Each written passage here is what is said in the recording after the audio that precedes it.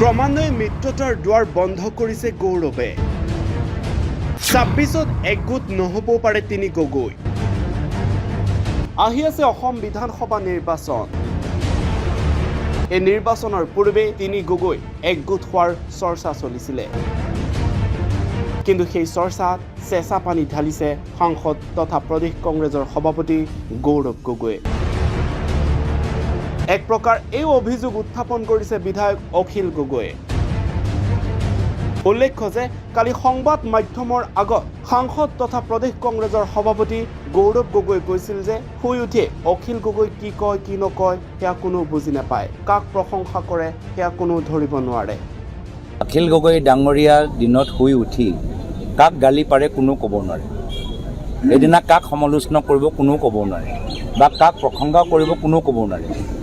এনেদৰে মন্তব্য কৰিছিলে সাংসদ তথা প্ৰদেশ কংগ্ৰেছৰ সভাপতি গৌৰৱ গগৈয়ে। তাৰ পাছত আজি উভতি ধৰিলে বিধায়ক অখিল গগৈয়ে। তৰুণ গগৈ মুখ্যমন্ত্ৰীৰ সময়ত অসমৰ সৰ্ববৃহৎ নিযুক্তিৰ কেলেংকাৰী হৈছিলে।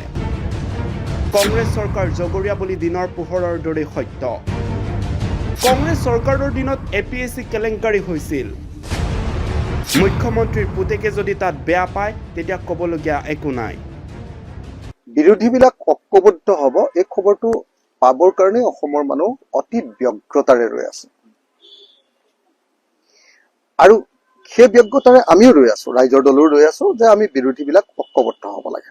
গৌৰৱ গগৈয়ে কালি যিটো কথা ক'লে সেইটোৱে আচলতে কংগ্ৰেছ এতিয়ালৈকে বিৰোধী ঐক্যৰ ক্ষেত্ৰত চিৰিয়াছ যে হৈ উঠা নাই, তেওঁলোকে যে চিৰিয়াছলি কথাটো ভবা নাই সেইটোকে প্ৰমাণিত কৰিছে।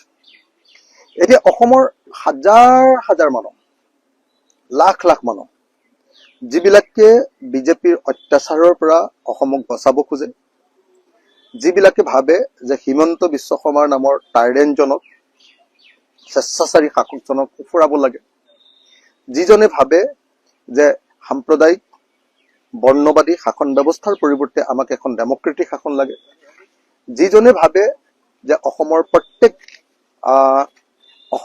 প্ৰত্যেকজন মানুহৰ কণ্ঠ ৰোধ নকৰা এখন গণতান্ত্ৰিক চৰকাৰ লাগে, যিজনে ভাবে যে বিজেপি চৰকাৰৰ দিনত মূল্যবৃদ্ধিৰে দেশখন খতম কৰি দিছে, এই চৰকাৰক আমি ফুৰাব লাগে, আমি বাচিব নোৱাৰো। প্ৰত্যেকজন অসমীয়া মানুহে এতিয়া প্ৰাৰ্থনা কৰি আছে যে বিৰোধী দলবিলাক একলগ হওক। আমিও বিৰোধী দলক ঐক্যবদ্ধ কৰিবৰ কাৰণে ব্যক্তিগত আৰু ৰাজনৈতিক স্তৰত অনবৰতে লাগি আছো।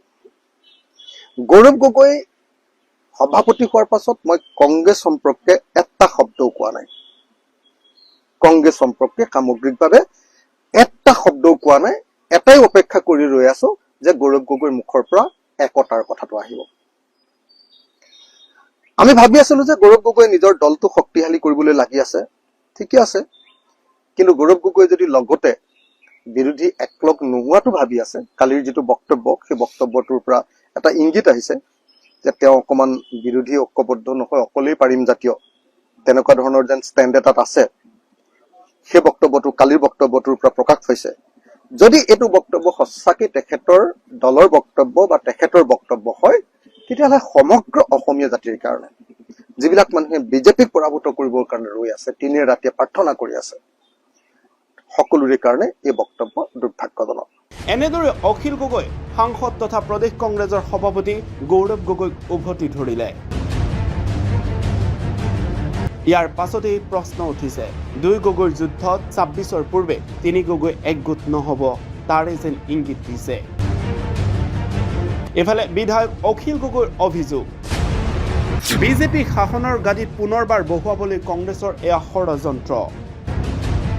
অখিল গগৈ পোনপটীয়া প্ৰশ্ন, গৌৰৱ গগৈ পৰিপক্ক নহয়, অপৰিপক্ক হৈ আছে সাংসদ গৌৰৱ গগৈ।